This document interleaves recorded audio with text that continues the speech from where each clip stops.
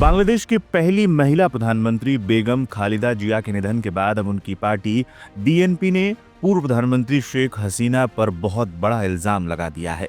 BNP ने बुधवार को आरोप लगाते हुए कहा कि शेख हसीना को पार्टी चेयरपर्सन बेगम खालिदा जिया की मौत की जिम्मेदारी से मुक्त नहीं किया जा सकता।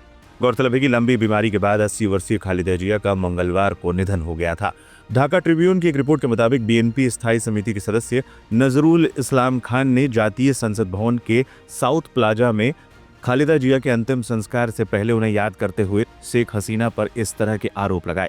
नजरुल लंबे समय से खालिदा जिया के राजनीतिक सहयोगी रहे थे। अंतिम संस्कार से पहले उन्होंने अंतिम सरकार के मुख्य सलाहकार मोहम्मद यूनुस, बांग्लादेशी सशस्त्र बलों के प्रमुख और कई राजनीतिक दलों के नेताओं के सामने पार्टी की ओर से एक लिखित बयान पढ़ा।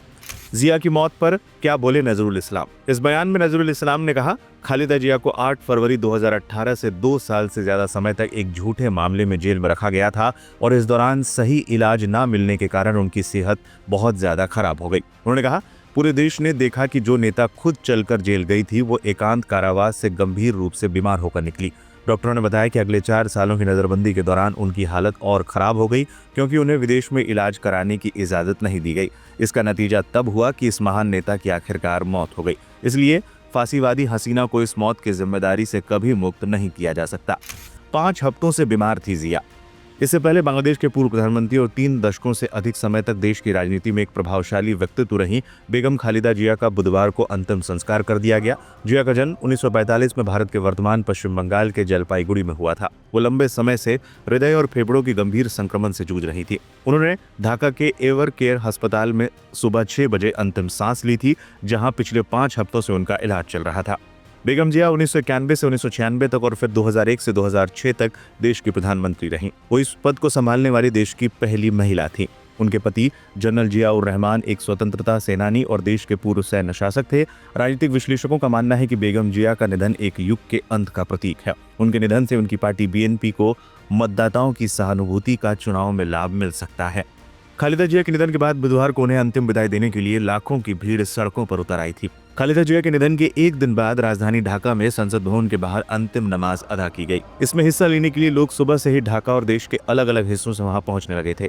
कई लोग रात भर का सफर तय कर जनाजे में शामिल हुए। मौके पर मौजूद लोगों ने बताया कि कई समर्थक उन्हें मां बुलाकर रोते हुए भी नजर आए थे।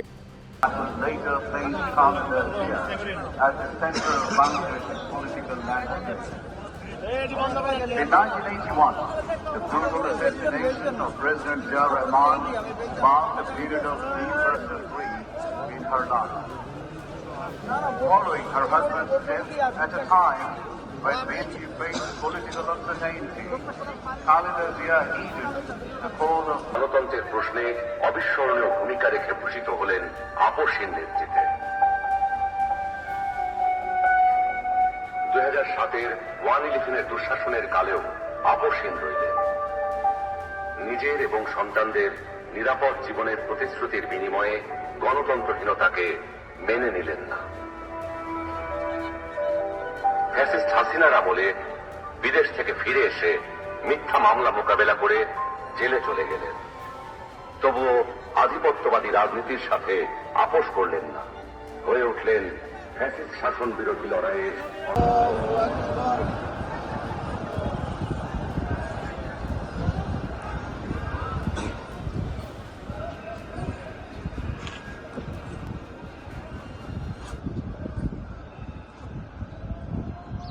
আল্লাহু আকবার।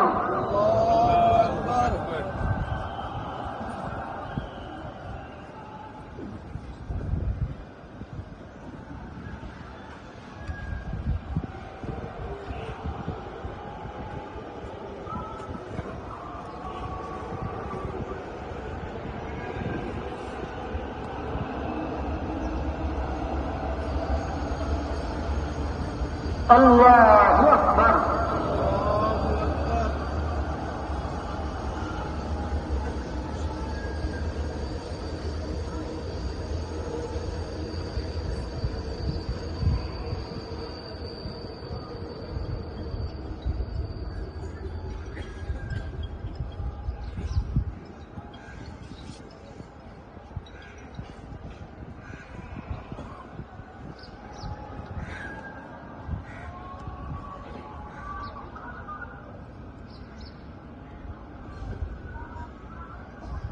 अल्लाहु अकबर। अस्सलामु अलैकुम व रहमतुल्लाह। अस्सलामु अलैकुम व रहमतुल्लाह।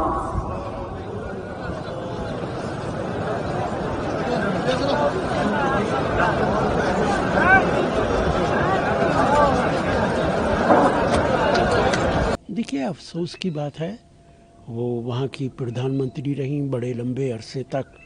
वहाँ पे उन्होंने हुकूमत की है और वहाँ पे दो ही पार्टीज़ हमेशा से रही हैं, बेगम हसीना वाली और इनकी। मैं उनसे एक बार मिला भी हूँ, कॉमनवेल्थ की कॉन्फ्रेंस जब बांग्लादेश के अंदर हो रही थी तो वहाँ पे मैं इंडिया को रिप्रेजेंट कर रहा था और उस वक्त उनसे मिलने का मुझे इत्तफाक मिला और अफसोस है कि वो हमारे बीच नहीं रही है। देखिए, मेरा मानना है कि दो प्रमुख पॉलिटिकल आउटफिट्स थे, शेख हसीना की पार्टी अवामी लीग और इनकी बांग्लादेश नेशनल पार्टी।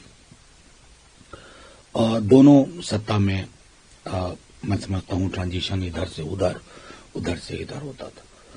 अब चूंकि चुनाव निकट है तो ऐसे वक्त में उनका इंतकाल, उनका डेथ उनके समर्थकों, चाहने वालों के लिए तो निश्चित तौर पे झटका है।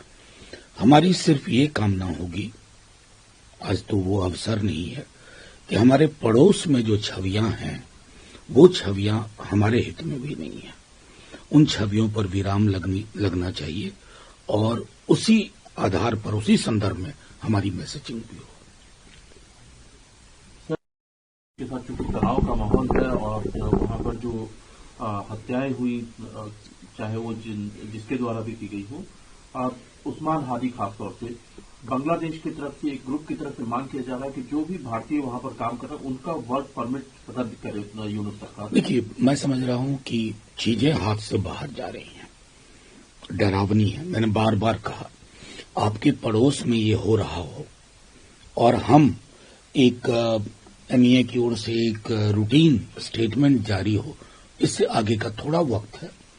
ऑल पार्टी मीटिंग बुलाइए, क्योंकि हमारा जो पूरा सरहद का भी मामला है ना, उसका चरित्र बिल्कुल अलग सा है और जाहिर तौर पर कुछ प्रोएक्टिव चीजें हमें करनी होगी।